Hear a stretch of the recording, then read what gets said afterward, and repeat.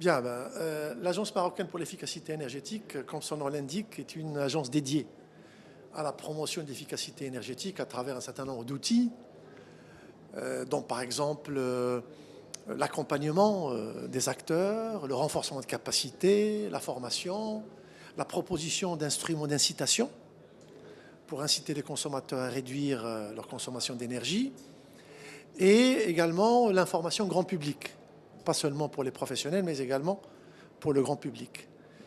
Alors, il faut d'abord aussi rappeler que nous avons une stratégie nationale d'efficacité énergétique avec un dispositif législatif et réglementaire. Il y a une loi sur l'efficacité énergétique, il y a des textes d'application sur l'efficacité énergétique et une stratégie à l'horizon 2030 avec un objectif de réduction de la consommation. L'efficacité énergétique est un sujet qui peut paraître simple, mais dans sa mise en œuvre compliquée. Parce que faire des économies, tout le monde veut en faire. Mais en fait, il faut d'abord le savoir, et ensuite voir comment on peut le réaliser, quelles sont les technologies disponibles pour réduire ces consommations énergétiques, que ce soit dans l'industrie, dans le transport, dans le bâtiment, au niveau des ménages, dans les familles. Donc c'est à la fois simple et compliqué, et ça dépend aussi de l'adhésion des acteurs, l'adhésion des consommateurs. Et pour avoir cette adhésion des consommateurs, il faut informer, sensibiliser, expliquer les technologies et faire de l'accompagnement. Et il y a des barrières à lever pour l'efficacité énergétique. Alors, les barrières les plus importantes, il y a des barrières techniques. D'abord, connaître les données, connaître les consommations, faire un suivi des consommations. Mais ça, c'est technique, c'est pas très compliqué. Alors, il y a des barrières qui sont liées à l'investissement et au financement de l'investissement. Et là, il faudrait disposer d'outils dédiés à l'économie d'énergie pour encourager les consommateurs à réduire leur consommation, qu'ils soient dans l'industrie ou dans le transport, etc. Et puis, il y a un dernier paramètre important, une dernière barrière, qui est d'ordre sociétal, si vous voulez. Est-ce que les gens sont prêts à réduire leur consommation de manière volontaire et aller vers ce qu'on appelle la sobriété énergétique? Parce que qu'est-ce que l'efficacité énergétique? C'est de répondre aux mêmes besoins en énergie, rendre le même service avec le minimum d'énergie. Et la sobriété, c'est d'aller au-delà, c'est d'interroger le besoin. Avons-nous besoin d'avoir toutes les lampes allumées à la maison, par exemple? Avons-nous besoin de garder tous les équipements en stand-by, en veille? On peut peut-être les débrancher. Et donc là, nous allons vers des choses qui relèvent de la psychologie sociale et qui peuvent être aussi traitées par de l'information, par de la sensibilisation. Les régions ont une compétence propre concernant l'efficacité énergétique. Les régions sont, par leur loi organique, tenues à promouvoir également l'efficacité énergétique. Et à travers ces plans, l'agence, les dote d'un outil qui va leur permettre de mettre en œuvre leurs actions d'efficacité énergétique.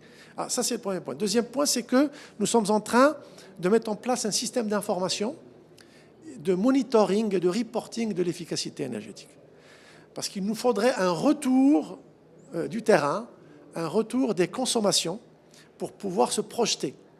Sinon, on navigue en aveugle. Et donc ça, nous sommes en train de le mettre en place. Et nous sommes également en train, sur cette année 2025, Inch'Allah, de revoir le centre de formation que nous avons ici à Marrakech, un centre de formation que nous sommes en train d'équiper et de rénover complètement pour offrir des prestations de formation, j'en parlais il y a un instant, aux différents acteurs. Donc c'est des formations qui peuvent être des formations continues, simples, comme des formations qualifiantes.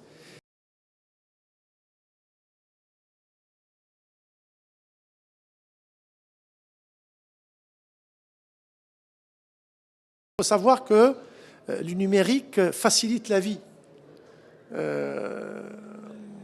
disons, aux entreprises, aux ménages, aux citoyens.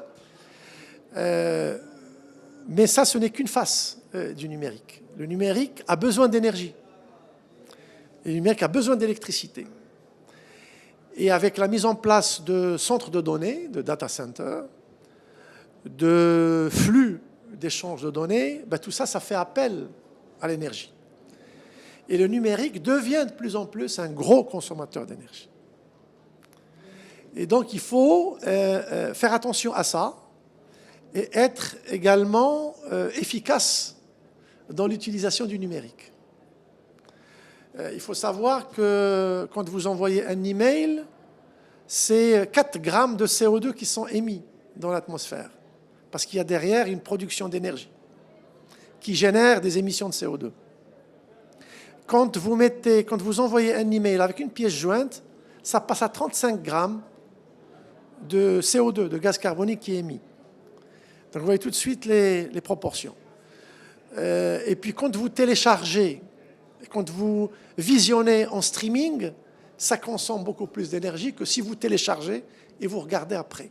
Donc il y a un certain nombre de comportements sains et efficaces sur le plan énergétique à avoir pour le numérique. Le numérique est très utile. Nous sommes dans les sociétés qui se numérisent. Ça rend service énorme aux citoyens et à la population.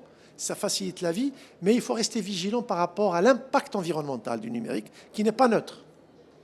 Donc il y a une grosse consommation d'énergie, et par voie de conséquence, si cette énergie vient du fossile, ben, ça émet des émissions de gaz à effet de serre, et ça impacte le climat, et ça peut, disons, générer des effets négatifs sur l'environnement et sur la qualité de vie des citoyens.